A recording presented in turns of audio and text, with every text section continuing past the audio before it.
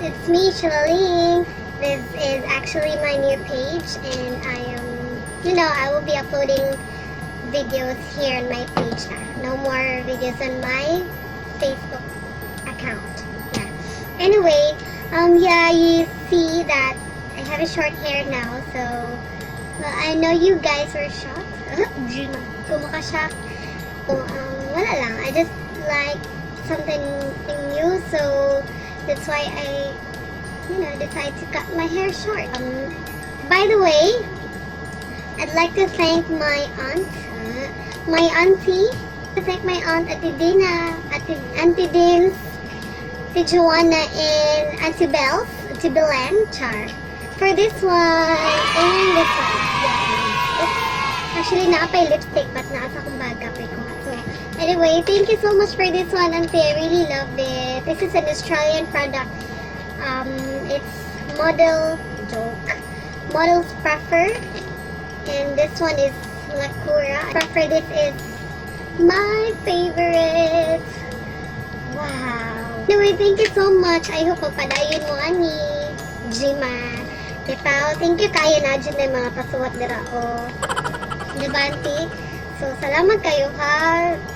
Dungag yun sa akong mga collection ay amazing. This is so amazing. Anyway, so for today's video, we will be doing a makeup with no makeup brushes and sponge challenge. I just washed my brushes kanina, so let's do it. Let's do the makeup without those makeup tools. Here we go. Let's just do simple makeup, but pwede exempted lang ang kilay, no? Kay murag lisod jud ang kilay buhaton sa kung walay mga gamit, no? So, yeah, I know for sure kamo di sa tumusunod. Char. So, let's start. So, I'll be using this one for let's moisturize our skin. Ooh. Actually, gikan siya sa ref. Mas nindot siya kung gikan sa ref ay. Huwag na ka siya sa skin.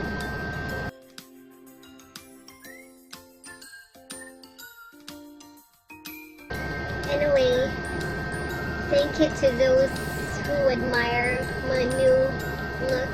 Char. Hindi malaman. Murag correct. So we're done with the moisturizer, and next is the foundation. So I am using this Maybelline Fit Me. I am in the shade of 220. So, saan man siya, guys? Wait, I forgot also to thank Ate Nene for this one. I know this is from South Australia. The colors are so perfect. Well, anyway, thank you so much for this. Make sure naka-sanitize po din yung hands. Make sure your hands are clean because because we're using just your bare hands to do the makeup. Okay, so I'm gonna start with this foundation. Just put it all over here. Ooh. So,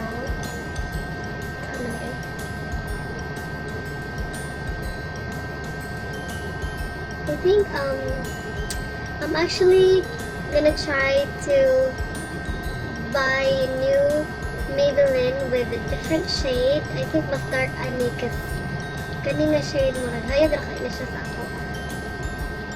But anyway, pahurot naman sa siya. So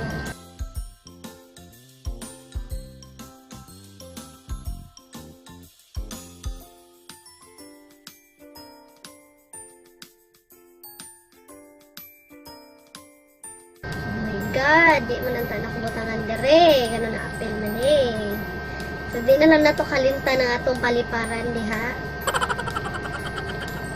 Ay, Ginoo ko. Apunda ka ikin sa kinahanglan. Char.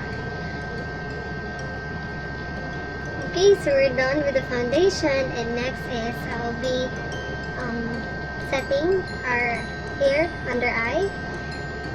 So wala man sa siya makeup brush na dala, so just use this. Uy, kalisod ba day ano eh?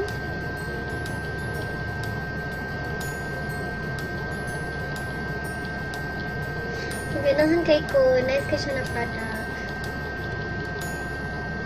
Hindi po ako nagmumura. Alright, so we're done setting. And next is we'll do the contour. Ooh. Sorry siya, besh. Like that.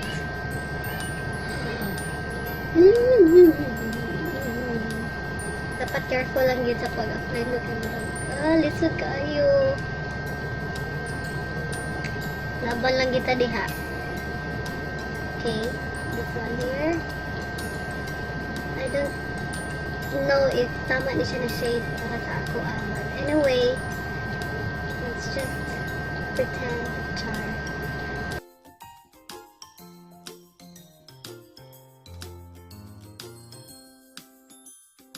For now, I'll just use this one na lang. This. I'm using this one as the base of my eyeshadow. Not using anything na primer for the eyes or just this one.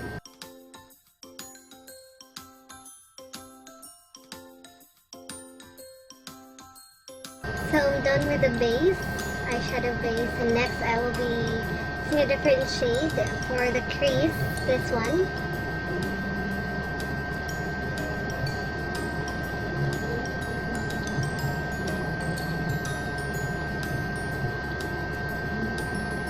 Ooh, may outcome ano no? Lisod gida siya. Ang mga pina-smoky-smoky, or lisod siya if kamuton lang mapanho sa mga shadow char. Jima lang. Joke. Walay. But here, I am actually just doing a simple makeup.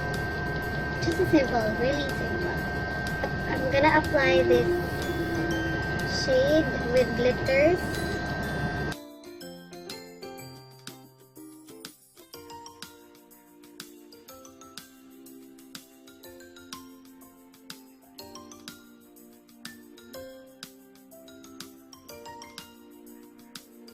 Ako nakita lately sa mga artists like ganiha nagwatch kong asa ilahang mga makeup or eyeshadow bitaw is puro na bitaw na like more on glitters, dili na kay siya grabe ka, you know, katong dark isog.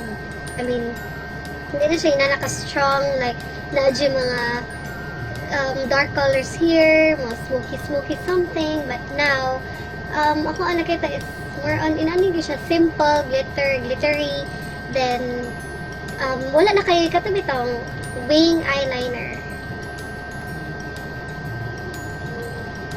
Anyway, so let's proceed. The most awaited part, I think, is to apply this gel liner.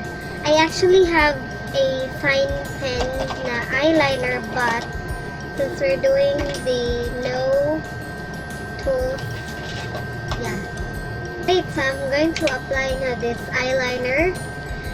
Just make sure na lang na you have wipes or towel ready para matapura nimo after, kasi ito magudi mahugaw imong kamot, then sao na lang mag-apply pa ka og laing product after. So just make sure lang na kay ready dira. Now I am just using cotton pads and then makeup remover. Here's my makeup remover. I am using the Garnier. Nice. Dali na siya makakat. Wow. Alisod ani, oy. Saan man ni siya? Really? Shucks. Lisod. Pwede magkuan na lang. So, dapat, this is a challenge. So, ato di siya i-push. Okay. Got it. Woo!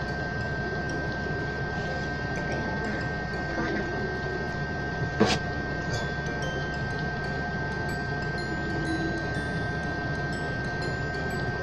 What?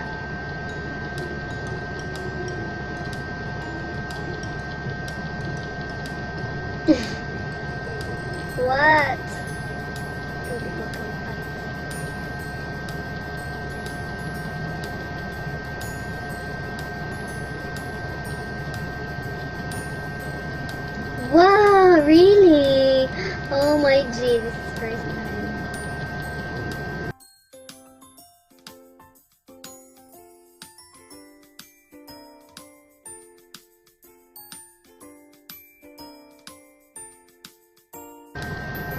Magkanay dyan akong lisodan. Sige siya kung walay ka ng applicator ay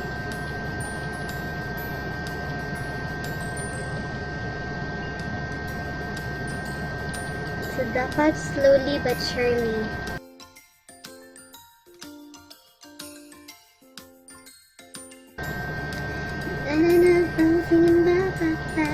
Hold up. Yep, that's it. Tama na. Laban na siguro ni. Right. So, ako sa siya i-erase, guys. Removing the makeup residue. So, next is I will be applying the blush on. So, right now, I am using the Glossier Cloud Paint in the shade of, I forgot the shade, Beam. So, I'm just gonna put it here to make sure na hindi siya super baga.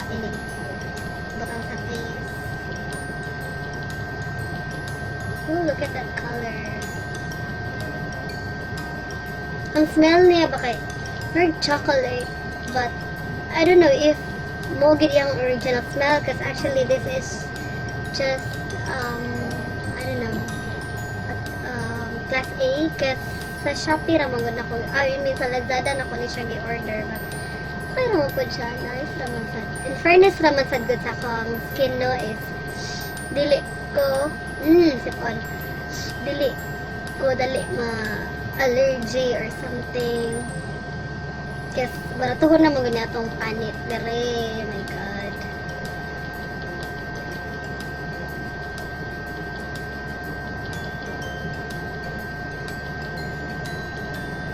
Wow. So I will also be applying this one on my lips.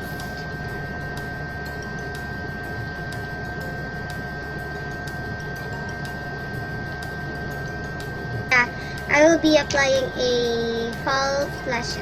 So I'll see you guys in a few minutes. Hi, so I'm done with the Toka. I mean the false lashes. So I am applying a mascara under my lashes. My under lash.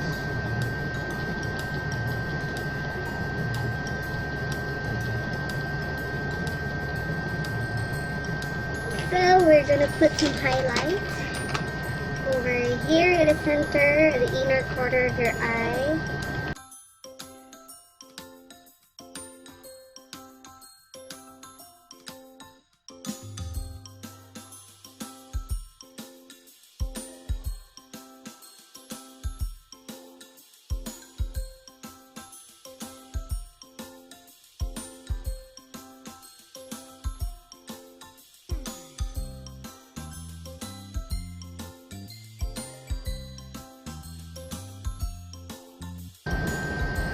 Of course, don't forget your eyebrows underneath to make it look shiny and attractive.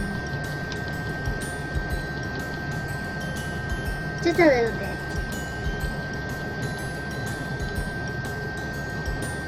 Alright. So I'm done, guys. This is now the look with no makeup brush and sponge and everything. So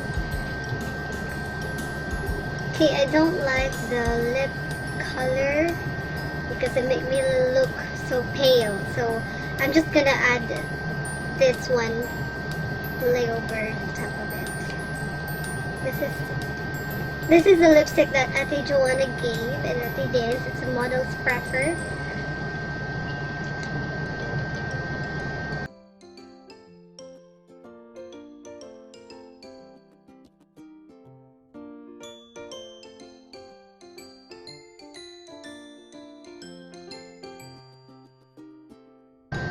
Okay, so I'll see you guys in a few minutes and I'll just gonna arrange my hair char. Kana para sa biga-biga nga look. Alright, see you.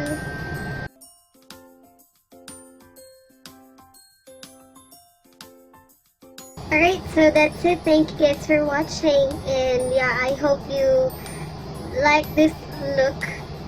There's no makeup brushes look. I mean, no makeup brushes and sponges challenge makeup. So, yeah. Ang akong gi-use na tool lang, I think is not tool, but mascara. Yeah, mascara and lipstick. Alangan naman, kabuto na ko, no? Grabe na. So, muna siya. And thank you so much. Please continue doing good. And God bless your soul. Char. Hope you guys like it. Goodbye.